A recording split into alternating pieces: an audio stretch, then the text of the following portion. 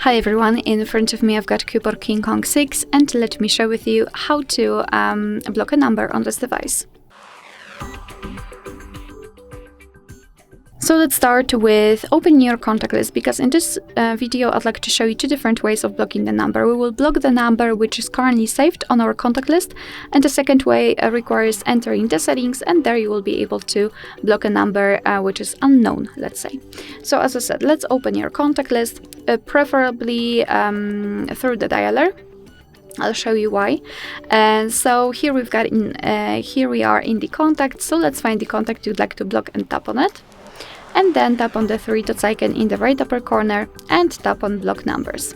Your device will ask you if you want to block this number, because you will no longer receive any incoming calls or text messages from this specific number.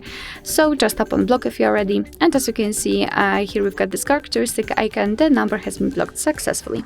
Of course, we can unblock it the same way, just by tapping on the three dots icon and tapping on unblock numbers. However, let me leave it blocked because we will check whether it will appear on the blacklist, which we will enter in a second.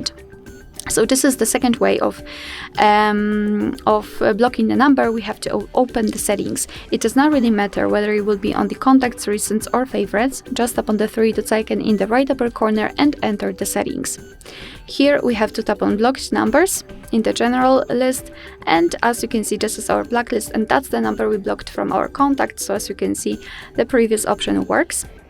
I also said that here you can add the number manually, so let's just tap on this option, add a number, and as you can see in this section you can simply enter it and tap on block, and the same situation, it will immediately appear on the blacklist.